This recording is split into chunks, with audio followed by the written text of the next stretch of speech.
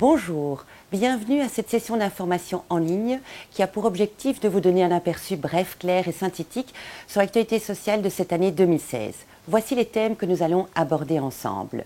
La poursuite de la mise en œuvre de l'accord du gouvernement Michel Ier, notamment le tax shift, l'obligation généralisée à tous les secteurs de motiver le licenciement, le régime général de reclassement professionnel qui désormais ne sera plus un choix pour le travailleur, différentes mesures annoncées pour moderniser le travail et le rendre plus praticable, et enfin diverses activités sociales qui seront intéressantes à relever. Commençons par le tax shift. L'objectif du gouvernement est de réduire le coût du travail en Belgique pour augmenter la compétitivité de nos entreprises par rapport à nos pays voisins. Des mesures ont été prévues sur le plan social et sur le plan fiscal. Quelles sont tout d'abord les mesures sur le plan social? La première consiste en une réduction progressive des cotisations sociales patronales.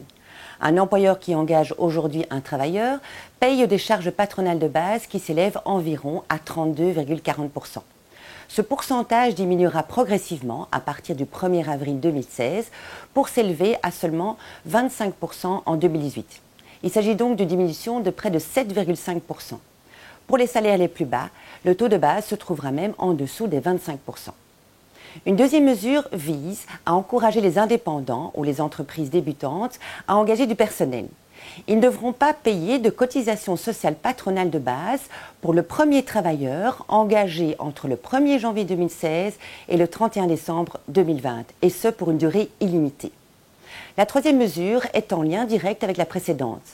La réduction des charges qui existait déjà pour l'engagement des 5 premiers travailleurs est en effet étendue au 6e travailleur. Quelles sont à présent les mesures sur le plan fiscal? Une première mesure rend le travail en équipe ou de nuit moins onéreux. Depuis le 1er janvier 2016, le pourcentage de précompte professionnel que l'employeur peut conserver et ne pas verser au fisc a en effet augmenté jusqu'à 22,8%.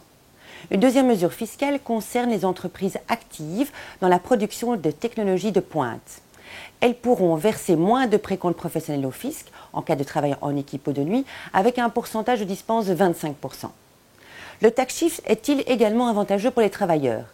Il est effectivement également avantageux pour les travailleurs car ceux-ci peuvent bénéficier d'une augmentation de la déduction forfaitaire des frais professionnels, d'un abaissement du taux d'imposition et même d'une augmentation de la quotité de revenus exemptés d'impôts. Ainsi, les travailleurs recevront un salaire net plus élevé pour un même salaire brut. Le tax shift n'est pas la seule actualité de 2016. Les règles de reclassement professionnel ou d'outplacement ont aussi connu des modifications cette année. Le reclassement professionnel constitue un droit pour les travailleurs qui sont licenciés avec un préavis d'au moins 30 semaines. Jusqu'au 31 décembre 2015, en cas de licenciement immédiat, le travailleur avait le choix entre l'absence de reclassement professionnel et une indemnité de rupture intégrale ou un reclassement professionnel et une indemnité de rupture réduite de 4 semaines. Depuis le 1er janvier de cette année, l'employeur pourra réduire l'indemnité de rupture de 4 semaines, quel que soit le choix du travailleur d'accepter ou de ne pas accepter le reclassement professionnel. Des modifications ont aussi été apportées à l'obligation de motivation de licenciement. L'obligation de motivation de licenciement comporte le droit pour le travailleur d'être informé sur les motifs concrets ayant mené à son licenciement. Le licenciement d'un travailleur ne peut en outre être manifestement déraisonnable sous peine d'une sanction de 3 à 17 semaines. Cette obligation n'existait pas encore pour les employeurs d'un certain nombre de secteurs, comme par exemple les secteurs de la construction, de l'ameublement ou encore de l'industrie transformatrice du bois.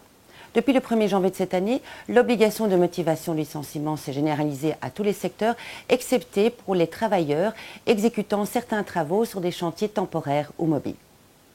Rien ne change finalement en ce qui concerne le salaire garanti.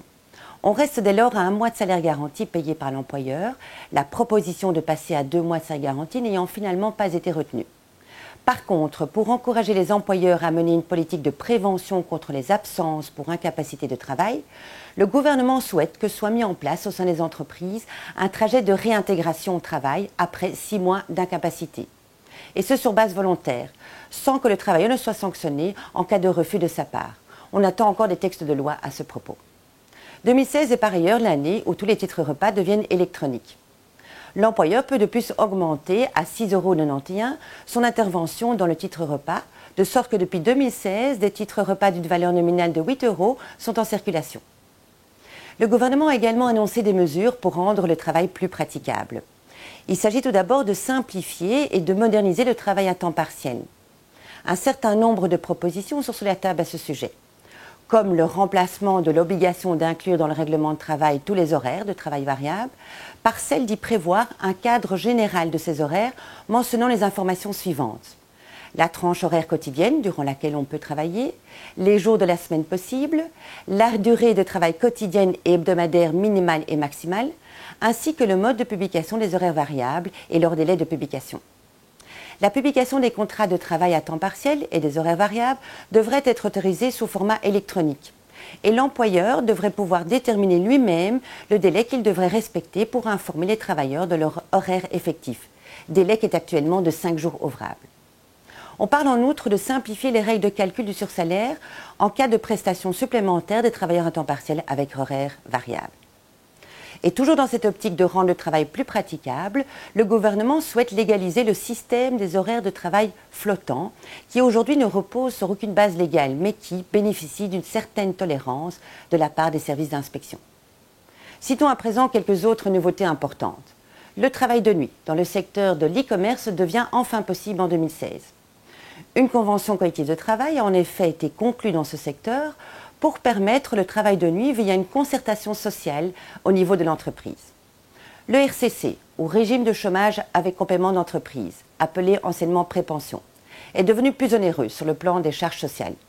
Les travailleurs en RCC sont en revanche financièrement encouragés à reprendre le travail, car leur indemnité complémentaire ne sera plus fiscalement imposée en cas de reprise de travail chez un autre employeur, comme c'est d'ailleurs déjà le cas sur le plan social.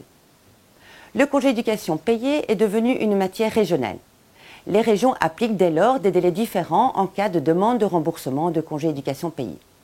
En Flandre, les dossiers relatifs à l'année scolaire 2014-2015 devront être introduits au plus tard le 31 mars 2016 et les dossiers relatifs à l'année scolaire 2015-2016 au plus tard le 31 décembre 2016.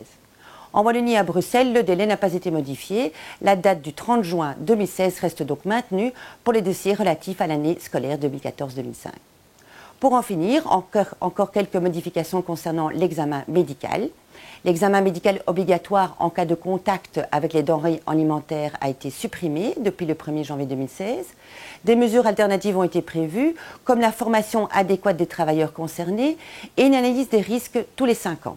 De même, l'examen médical obligatoire pour les travailleurs exerçant un travail sur écran a été supprimé et remplacé par une analyse des risques tous les 5 ans. Enfin, il existe depuis le 1er janvier de cette année une nouvelle réglementation tarifaire pour les services externes pour la prévention et la protection au travail. Vous souhaitez en savoir davantage sur tous ces sujets?